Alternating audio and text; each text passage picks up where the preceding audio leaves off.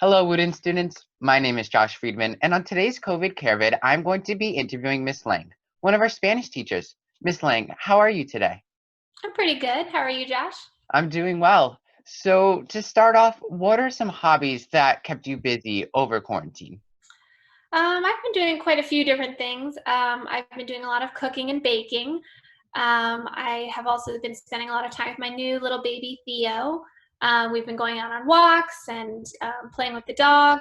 And I think being around in the house a lot has allowed me to see different things I want to change around the house. So we've been putting up some pictures and um, doing some small little additions.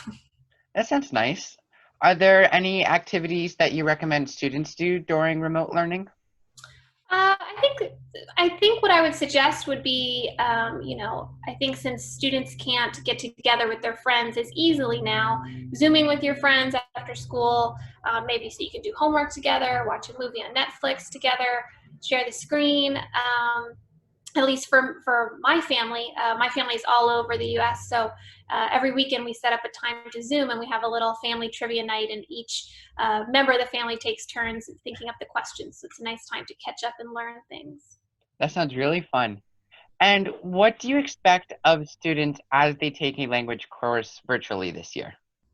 I think it's definitely challenging, as I'm sure many other courses are, especially because we don't get to have a lot of spoken interaction, and sometimes taking a language course, you depend on being able to see each other easily in order to gauge different responses.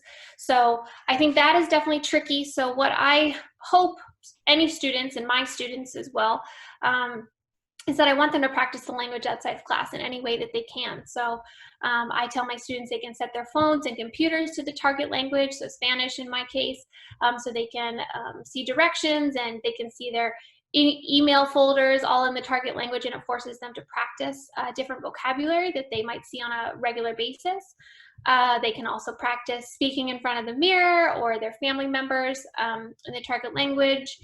They can label things around the house so they can see the vocabulary words on a regular basis.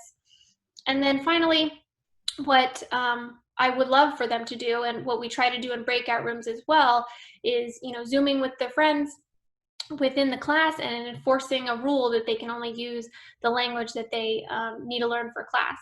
I think that will really help, as well as, of course, outside of class, reading newspaper articles in the target language, watching movies, TV shows, in the target language, or even putting on the subtitles in Spanish will help them, practice their listening abilities as well as their reading abilities. So you mentioned watching movies and reading articles in a different language, the language that they're studying. But what are some additional resources that students can really take advantage of if they feel they need extra help but cannot attend office hours? Sure. I provide my students with a list of different websites.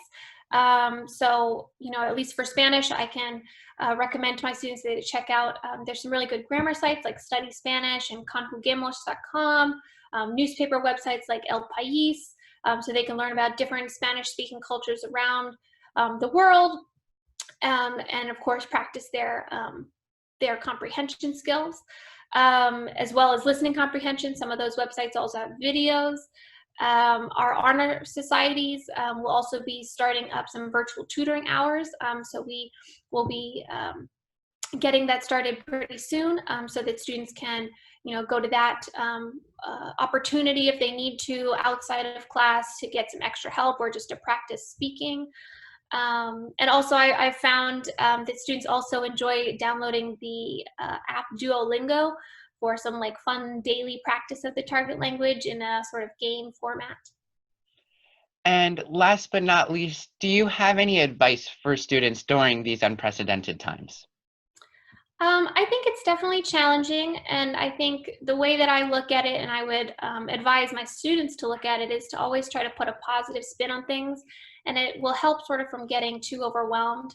I think it's important to make sure you set aside time each day to do something for yourselves, whether it's watching a TV show, going for a walk, playing with the pet, or setting up some sort of a Zoom call just to chat with your friends, and it sort of lets you escape and have some personal time before getting back to virtual learning.